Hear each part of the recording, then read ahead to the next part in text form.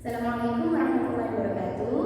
Welcome back to Alfa channel. Jadi lagi dengan Kak Alfa.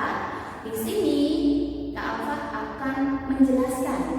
Sekarang gantian ya. Kalau kemarin atau di video sebelumnya Kak Alfa memberikan materi untuk kelas 11. Sekarang Kak Alfa memberikan materi untuk kelas 12. Nah, bab pertama di kelas 12 kimia yaitu menjelaskan tentang sifat koligatif larutan.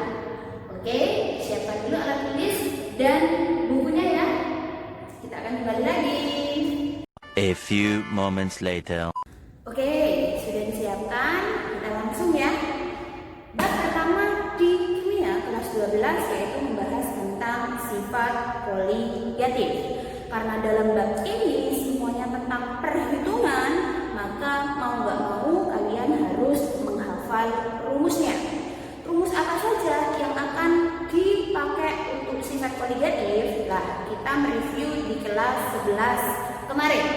Ada 4 macam rumus atau satuan konsentrasi yang akan dipakai untuk sifat koligatif larutan. Apa sajakah itu? Oke. Yang pertama ada yang namanya persen massa. Simbolnya adalah persen M atau biasanya kalau di olimpiade itu disimbolkan dengan M per M.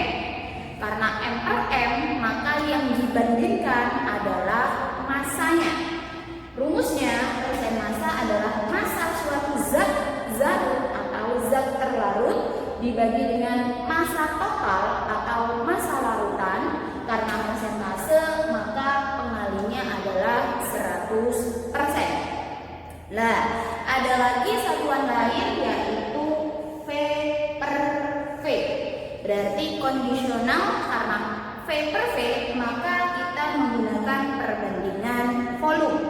Berarti volume suatu zat terlarut dibagi dengan volume larutan dikali 100%. Oke ya. Lalu kita bisa mengembangkan lagi, kalau masih ingat di kelas 10 dulu ada yang namanya ppm, part per million, atau bahasa Indonesianya bagian per juta, BPJ. Maka tetap pakai perbandingan massa atau perbandingan volume, tapi pengalinya bukan 100% lagi, tapi harus dikali 1 juta atau 10 pangkat 6. Oke ya. Yang kedua ada yang namanya PPB, part per billion atau bagian per miliar, maka pengalinya adalah 10 pangkat 9 atau 1 miliar. Bisa dimengerti ya? Jadi dari satu rumus ini kita bisa mengembangkan ke rumus yang lain. Oke. Yang kedua yang sering dipakai di kelas 11 juga ada yang namanya molaritas atau kemolaran. Melar, maka simbolnya yang dipakai adalah M besar. Rumusnya boleh kita menggunakan mol per volume dalam satuan liter total larutannya, berarti volume total, volume larutan, atau boleh pakai milimol tapi pembaginya harus per mililiter larutan. Lah, tapi rumus yang disarankan KFK di sini adalah rumus uraian. Kenapa? Karena biar kelihatan semuanya, biar tidak ada dusta di antara kita. Lah, kita diurai saja molnya itu rumusnya gram per ml, gram terlarut dibagi ml-nya terlarut. Liternya kalau dijadikan mili kan dikali 1000 ya. Kalau yang bawah dikali 1000, yang atas juga harus dikali 1000. Sehingga muncullah rumus gram per ml dikali 1000 per mililiter. Itu rumus molar jika diketahui gram terlarut sama volume larutan. Lah Kak, kalau yang diketahui bukan gram terlarutnya tapi persen massanya, maka kita butuh massa jenis. Sehingga ada rumus gabungan molar sama dengan persennya zat dikali massa jenis atau rho dikali 10 dibagi mr. Di sini sudah gabungan dua rumus, jadi langsung bisa menggunakan rumus ini. Nanti Kak Alfa kasih contoh soalnya. Oke. Yang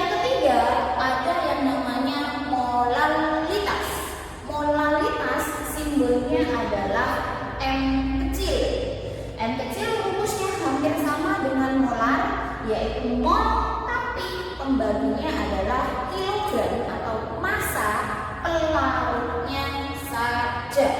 Kalau molar tadi volume total larutannya, kalau molar hanya massa pelarutnya saja. Sama kayak tadi, boleh kita menggunakan milimol, tapi pembaginya harus gram pelarut. Bisa dimengerti ya? Atau yang sama kayak tadi yang disarankan PFK adalah memakai rumus uraian. Molnya sama dengan gram terlarut dibagi ml terlarut, lalu kilonya jadikan gram, berarti dikali 1000, maka atasnya sudah harus dikali 1000. Sehingga rumusnya gram per ml dikali 1000 per gram pelarutnya saja. Berarti yang atas adalah gram terlarut, yang bawah adalah gram pelarut. Nah Kak, kalau nggak diketahui gramnya, tapi yang diketahui adalah persentase massanya, maka sama. Dalam kimia, ketika persentase massa itu boleh dikonversi menjadi massa. Nah, di sini langsung saja rumus quick solutionnya. Cara cepatnya, molar itu sama dengan persen dibagi ml terlarut dikali 1000 per 100 min persen. Loh, dari mana Kak 100 min persen itu? Karena di sini yang kita pakai hanya massa pelarutnya saja. Kita misalkan persentase kan mentoknya 100%. Kalau massa larutannya tidak diketahui, maka kita anggap massa larutannya adalah 100 gram. Sehingga kalau ada persentase zatnya, misalkan 20%, kita tulis dulu ya. Di sini misalkan ada larutan, kelihatan ya, urea 20%.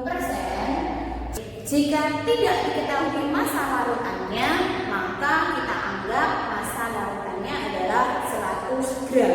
Kenapa? Karena persentase itu mentoknya 100%. Berarti kalau begitu, ketika ada 20% dari 100, 20 per 100 dikali 100, maka bisa disimpulkan di sini gram terlarutnya sama dengan 20 gram. Berarti gram pelarutnya sisanya, maka 80 gram. Karena itu ada rumus cepat seperti tadi, 100 tinggal dikurangi dengan persentasenya. Misalkan lagi diketahui larutan glukosa 40%, maka gram terlarutnya atau persentasenya adalah 40, langsung dimasukkan, dibagi ml glukosa dikali 1000 per 100 min 40, berarti dibagi 4, dibagi 60. Ya, bisa dimengerti ya? Sip. Selanjutnya ada fraksi mol. Fraksi mol itu simbolnya adalah X. Fraksi mol dalam kimia itu artinya perbandingan mol. Ada dua macam fraksi mol, ada XP, berarti fraksi mol terlarut, maka perbandingan molnya terlarut dengan molnya total. Mol total berarti mol terlarut ditambah dengan mol pelarut. Berarti kalau di sini XP, maka yang atas adalah NT. Bisa dimengerti ya? Oke. Yang kedua ada yang namanya XP, fraksi mol pelarut. Sesuai namanya berarti perbandingan mol pelarut dengan mol total. NP per NT plus NP. Di mana N adalah mol dulu sama dengan gram per ml. Jadi kalau di sini mol terlarut berarti gram terlarut dibagi ml terlarut. Kalau di sini mol pelarut berarti gram pelarut dibagi dengan ml pelarut.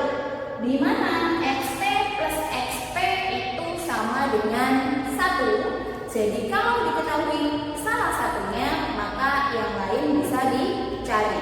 Misalkan kalau diketahui XP-nya 0,2, maka otomatis XP-nya sama dengan 0,8.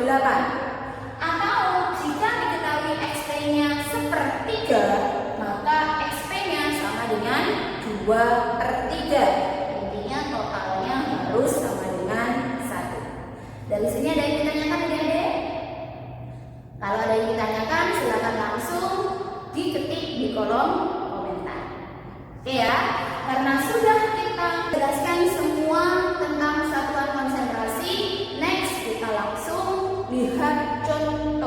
Di sini sebanyak 10 gram NaOH dilarutkan dalam 40 gram air. Karena NaOH dilarutkan dalam air, maka bisa kita simpulkan NaOH adalah terlarutnya, air adalah pelarutnya. Maka boleh kita tulis gram terlarut dalam hal ini NaOH sebanyak 10 gram. Nah, karena di sini tadi pasti butuh mR, sekalian kita cari mR-nya terlebih dahulu. Masih ingat cara mencari mR? Ya, mR berarti kita butuh bantuan harga AR-nya. Jumlahnya saja, Na-nya, AR-nya 23, jumlah atomnya 1. Berarti 1 dikali 23, 23. O-nya 1, AR-nya 16, berarti 16, ditambah hidrogennya 1, berarti 23 ditambah 16 ditambah 1 mR-nya. Ditulis ke FK dulu biar tidak bingung. Maka ketemu mR-nya NaOH sama dengan 40. Selanjutnya dilarutkan dalam air, berarti posisinya air sebagai pelarut diketahui masanya 40 gram. Sama kita mencari mR-nya air, jumlahnya H2, AR-nya 1, berarti 2 kali 1, 2. Jumlahnya O1, AR-nya O16, berarti 16. 2 tambah 16 berarti sama dengan 18. Ya. Sehingga diperoleh larutan dengan massa jenis. Berarti ini massa jenis dari larutan. Boleh kita tulis dengan rho larutan sama dengan 1,5 gram per mili. Yang ditanyakan, maka hitunglah A, persen masanya. Kita cari persen masanya terlebih dahulu. Oke. Masih ingat tadi rumusnya persen massa itu apa? Ya, betul. Namanya persen massa, maka yang dibandingkan adalah masanya. Berarti kita tulis masanya zat terlarut, zarut, dibagi dengan masanya total alias massa larutan, lalu dikali 100%. Oke, tinggal kita masukkan tadi diketahui massa zat terlarutnya yakni NaOH sama dengan 10 gram dibagi dengan massa larutan atau massa total, berarti di total terlarutnya 10, pelarutnya 10, berarti 10 ditambah 40 kemudian dikali 100%. Tinggal kita hitung. Di sini dijumlahkan dapatnya 50 tewas sama 100 dapatnya 2. Sehingga 2 dikali 10 sama dengan 20%. Nah, berarti persentase massa dari soal berikut adalah 20. Bisa dimengerti adik-adik? Oke, sip. Kita lanjut ke soal atau option yang B. Yang ditanyakan adalah fraksi mol NaOH. Tadi fraksi mol simbolnya apa? Ya, betul, X. Tapi X ada dua macam, ada XT sama XP. Karena yang ditanyakan di sini adalah fraksi mol NaOH dan NaOH tadi posisinya sebagai terlarut, maka yang B yang dicari adalah fraksi mol terlarut atau XT. Masih ingat rumusnya apa tadi? Ya, betul. Fraksi mol terlarut berarti molnya terlarut dibagi dengan mol total NT plus NP. Jadi cara mengingatnya, kalau yang ditanya XT, maka yang di atas adalah NT. Bisa dimengerti ya? Oke, N tadi simbol untuk mol. Mol itu rumusnya gram dibagi ml. Karena miliknya terlarut, maka yang kita masukkan ya miliknya terlarut. Gramnya 10 dibagi MR-nya terlarut 40. Oke ya. Dibagi NT lagi, berarti 10 per 40 ditambah NP, mol pelarutnya gram per NR, berarti 40 per 18. Oke, kita sederhanakan dulu. 10 bagi 40, nolnya tewas, dapatnya 1/4. Sama 10 bagi 40 tewas, dapatnya 1/4. Nah, sekarang kita cari, karena di sini pembaginya 4 maka nggak bisa dicoret karena tandanya plus. Caranya, maka semuanya kita samakan penyebutnya. 4 sama 18 penyebutnya, KPK-nya 36. Betul. Berarti yang atas dulu. Supaya penyebutnya jadi 36, maka harus dikali 9. Kalau bawah dikali 9, yang atas juga harus dikali 9. Maka sama dengan 9 per 36. Dibagi sama, di sini penyebutnya 4. Supaya kita jadikan 36, maka harus dikali 9. Kalau yang bawah dikali 9, yang atas juga harus dikali 9. 9 per 36. Next, supaya penyebutnya jadi 36, maka 18-nya harus dikali 2. Kalau yang bawah dikali 2, yang atas juga harus dikali 2. Berarti 80 per 36. Karena di sini penyebutnya sudah sama, berarti boleh dicoret. Bisa dimengerti ya? Sehingga fraksi mol yang kita dapetin adalah 9 per 89. Atau boleh kalau kita hitung 9 per 89 itu 89-nya kan mendekati 9 dulu ya. Pasti dapatnya 0,0999 sekian. Maka boleh kita buletin menjadi 0,1. Itulah fraksi mol terlarutnya. Nah, seperti yang Kak Eka bilang tadi, kalau diketahui salah satunya, maka yang lain bisa dicari. Misalkan Kak Eka tanya, maka XP-nya sama dengan berapa? Tadi XP plus XP sama dengan 1. Kalau penyebutnya 89, maka supaya menghasilkan angka 1, 89 per 89. Dikurangi 9, berarti sama dengan 80 per 89 atau sama dengan 0,9. Bisa dimengerti adik-adik? Oke, sip. Next, kita lanjut ke soal yang C. Ya, kita tulis dulu. Di sini dapatnya 0,1. Oke ya, kita lanjut ke soal yang C. Yang ditanya adalah polaritas atau kemolaran. Tadi molaritas itu simbolnya apa? Molar. Maka simbolnya adalah M besar. Berarti gram terlarut dibagi MR terlarut dikali 1000 per mililiter larutan. Kita pakai cara manual dulu ya. Nanti cara 2 boleh pakai Queen solution. Oke, tinggal kita masukkan. Diketahui gram terlarut di soal tadi 10 gram.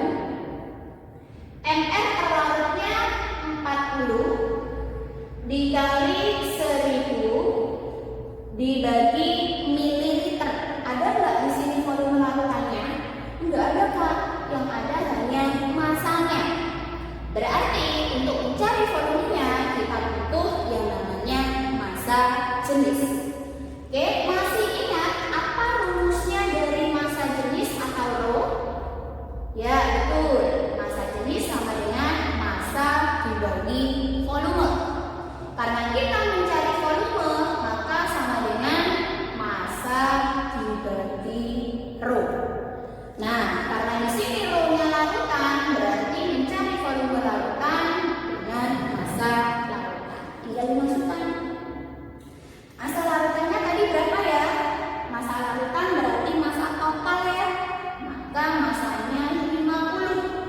dibagi massa jenisnya diketahui 1,5. Kalau dibuat ke alfat sebagai pecahan, maka sama dengan 3/2. Oke, karena di sini pembagi bisa naik ke atas, 50 dikali 2 dapatnya 100/3.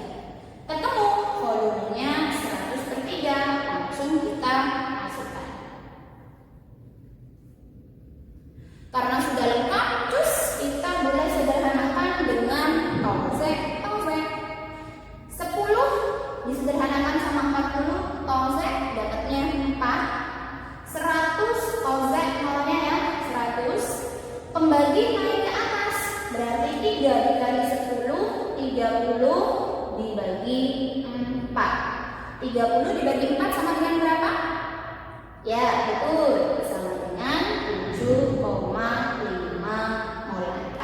The Queen solutionnya tadi ada massa jenis, berarti kita butuh persentase. Maka persentase kita ambil dari option yang A tadi. Oke, kita coba ya. Molar kalau pakai The Queen solution tadi, persen dikali rho dikali 10 dibagi mr. Tinggal dimasukkan. Persentase dari option A tadi ketemu 20. Rho-nya diketahui di soal 1,5 dikali 10 dibagi mr terlarutnya 40. Tinggal kita sederhanakan. 20 tewas sama 40 dapatnya 2. 1,5 dikali 10 15. 15 dibagi 2 maka dapatnya 7,5 molar. Kita dapetin harga molaritas yang sama. Bisa dimengerti ya? Oke, kita lanjut ke option yang terakhir, yaitu yang ditanya molaritas. Oke. Molaritas tadi rumusnya apa, Rek? Ya betul, gram terlarut dibagi mr dikali 1000. Hati-hati, kalau molar pembaginya adalah gram per larutnya saja. Tinggal kita masukkan. Gram terlarutnya diketahui 10 gram, mr terlarutnya 40 dikali 1000 gram terlarutnya saja, terlarutnya, maka langsung dimasukkan 40. Tinggal kita sederhanakan tewas-tewas. 10 tolzek sama 40 sisanya seperempat ya. 10 lagi tewas berarti tinggal seperempat. Seperempat dibagi seperempat berarti dapatnya 25. Maka tinggal 25 dibagi 4. Berapa adik-adik? Ya betul, 6,25 molar. Nah, kita dapetin lengkap dari soalnya molaritas berarti 6,25. Oke, video untuk kali ini kita cukupkan dulu. Next video akan KFK terangkan tentang jenis-jenis sifat koligatif larutan. Kalian coba dulu soal-soal tentang satuan konsentrasi di rumah sampai kalian lancar. Oke, semoga apa yang kita pelajari hari ini bermanfaat. Jangan lupa di subscribe, di share ke teman-teman kalian yang banyak, di like, di klik tombol notification-nya. Oke, sampai jumpa di next video.